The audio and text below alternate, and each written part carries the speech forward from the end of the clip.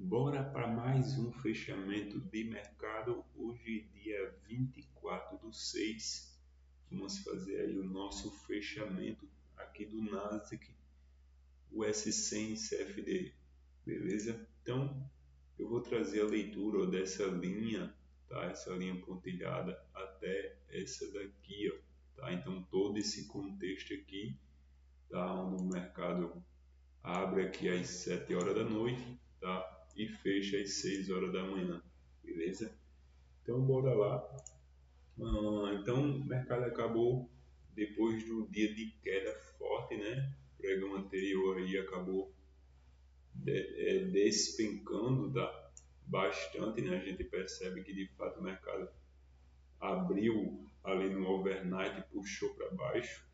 Acabou que ontem mesmo, né, ele tentou fazer ali um movimento, né, bem interessante ali na região de 38, veio de fato cumprir fundo, né, cumpriu um movimento de fundo, porém, no entanto, hoje o mercado acabou abrindo aqui às 7 horas, né, fez um movimento para baixo, depois jogou para cima, tá? E aí quando o mercado veio para cima, basicamente ele rompeu essa região de topo, porém acabou sentindo, né? Aqui a gente percebe também que o mercado tinha deixado antes um topinho, e esse topo o mercado acabou sentindo e o preço veio simplesmente para baixo, tá? É bem interessante a gente começar a nossa leitura com a ideia, né, do que o mercado acabou acontecendo, acabou fazendo no pregão anterior, tá? Então, no pregão anterior, a gente percebe que o mercado deixou a mínima, subiu, fez um movimento de correção, né? Uma volta de recuperação em A, fez um pullback e veio para baixo. Quando ele veio para baixo, perceba que ele apenas chegou nessa região de mínima, né? E aí, se a gente dá continuidade à leitura, ele fez um pullback aqui, tá? Tentou vir na mínima, não conseguiu, né? Aí o mercado jogou outro pullback, tá? Então, um, dois, três. O mercado veio para baixo, veio para cima de novo, 4 pullback, trabalhou aqui, ó, derivando, né? Bem feio esse movimento, tá? E aí ele veio para baixo de novo. Então perceba que a partir do momento que o mercado deixou essa região de topo do pregão anterior e passou a trabalhar dentro desse range que ficou extremamente lateral, a gente percebe que as médias de 200 aqui dos 5 minutos, né, também estava totalmente flat, né, reta. Porém, no entanto, né, aqui às 10h30 da manhã, que é justamente a hora da abertura ali dos futuros, o mercado acabou soltando um candle de indução, né? Esse candle é um candle PFR, de acordo com o nosso operacional aqui, que caracteriza compra, obviamente que não houve compra dentro dessa, desse candle, né? Não teve como comprar, por quê? Porque primeiro as médias curtas estão na cara do preço quando o mercado abriu, tá? As médias curtas, a saber, 9 e a média de 20, tá? Porém, antes da abertura, tá? Que foi justamente a mínima do movimento foi aqui, tá? E a máxima da abertura foi aqui. Antes desse movimento acontecer, a gente percebe, né, que o mercado tinha acabado de fazer o quê? Um movimento de recuperação de baixa, onde rompeu essa mínima. E quando ele rompeu, basicamente ele fez um pullback, tá? E esse pullback é bem interessante, a gente vai trabalhar aqui, ó, o zoom do gráfico e aproximar, por mais que hoje foi um pouco mais complexo no início do dia, mas a nossa leitura segue a mesma coisa, tá? Então, olha só, quando o mercado acabou, quando o mercado acabou fazendo esse movimento, rompendo esse fundo, e aí às 10h30 o mercado abriu, deixou esse candle vir até essa mínima, né? Então acabou que esse candle era negativo, né? Ele virou com muita força, acabou se tornando um candle positivo. E ele foi reto aonde? Até a região de 7,640. Então, sempre eu falo sobre isso aqui, né? O mercado esticou na região de 7,640, é o nosso setup, tá? E aí foi justamente o que o mercado fez. Daqui o mercado acabou soltando esse baita candle, né, vendedor, ancorado nas médias curtas, tá? Nós estamos aí também, nós tínhamos, né, todo esse range lateral, ou seja, o mercado também vinha de um movimento forte de queda, né? Então aqui, antes da abertura, né, dos futuros, a gente tinha uma ideia de que o mercado trabalhou forte na queda, trabalhou de forma lateral, e agora ele poderia dar continuidade no movimento de baixa, tá? Então esse movimento lateral a gente interpretou que seria um pullback power breakout, tá? De acordo aí com a nossa análise via price action, um pullback lateral, beleza? Então, por isso que foi descartada toda a possibilidade de compra, tá? E aí a gente percebe, né, que o mercado acabou soltando esse candle, né? Esse candle negativo dos 5 minutos, inclusive ele é um candle também PFR, porque ele acaba renovando a máxima do candle anterior, vira e se torna um candle negativo, fecha abaixo das médias curtas, né? E aí o mercado renova a mínima novamente, tá?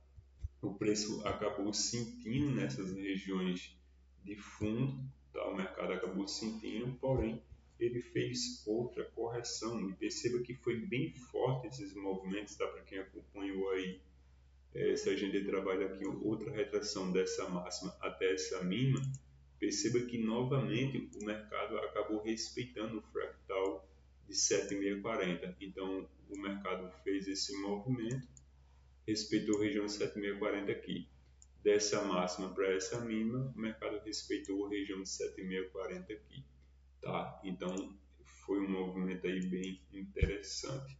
Outra coisa também é que quando o mercado acabou respeitando essa região de 7640, a gente poderia trabalhar uma projeção de alvos, que seria justamente dessa máxima, né? Para essa mínima, a gente projetaria o primeiro alvo, segundo alvo, tá?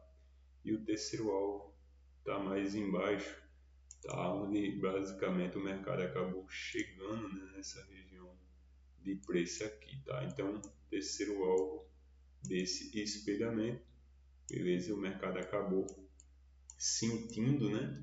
E a gente percebe que o preço acabou sendo impulsionado para cima após o mercado soltar esse candle, que também é um candle PFR, só que aqui ficou na cara das médias curtas, tá? No entanto, o mercado sentiu a região de fundo e foi impulsionado para cima, né? Então a gente já viu aí que o mercado estava bastante lateral, né? Se a gente for trabalhar aqui o último fundo, que foi justamente essa mínima, perceba que o mercado sentiu essa região ali de preço, né?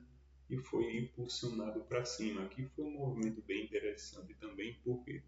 Porque acabou que aqui seria a máxima da abertura dos futuros, o mercado fez um movimento para baixo, fez uma recuperação em V.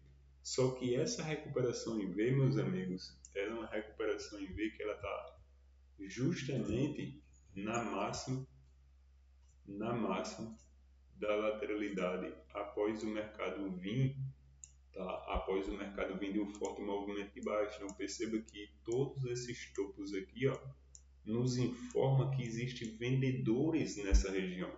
Então, para me pensar em compra nessa região dessa volta em V, ou para mim poder pensar em comprar depois que o mercado fez todo esse movimento de volta em V, eu só poderia pensar na compra após o mercado romper o topo e fazer um pullback pós o rompimento, tá?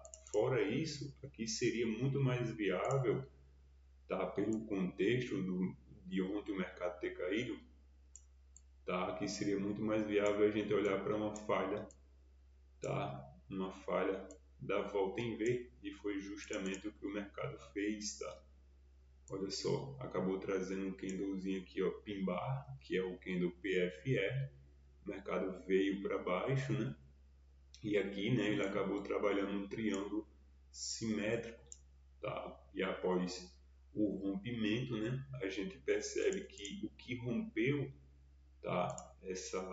Se a gente for trabalhar aqui, ó, uma linha, né, de LTA e uma linha de LTB, tá? A gente percebe que o que rompeu foi justamente um candle, deixa eu tirar isso aqui, foi justamente o candle, tá? Ó, o candle que ancorou nas médias móveis após o cruzamento das médias móveis, olha só, as médias móveis curtas. Perceba que tanto esse candle quanto esse, ele está ancorado na média de 9, ou seja, o mercado fez um movimento de queda, fez a recuperação, falhou a recuperação, veio para baixo, trabalhou de forma de um triângulo simétrico e a partir do momento que o mercado rompeu, perceba que aqui também já vou trazer a nossa leitura de sempre, né? Ontem mesmo eu acabei comentando sobre essa leitura, né? Então perceba que quando o mercado ele deixa uma volta em V e ele não faz o pullback para subir ou ele já ativa direto e já vai pagar alvos, ou ele faz uma volta em V, faz um, dois pullback, três e depois sobe para romper e pagar alvos, se ele não faz esse movimento, ele vem para baixo, ativa, né, o rompimento, tá? E paga alvos aqui para baixo. E foi justamente o que o preço fez, tá? Então, coisa linda demais, meus amigos. O que o mercado fez? Ele deixou esse movimento de mínima, subiu, desceu, rompeu, tá?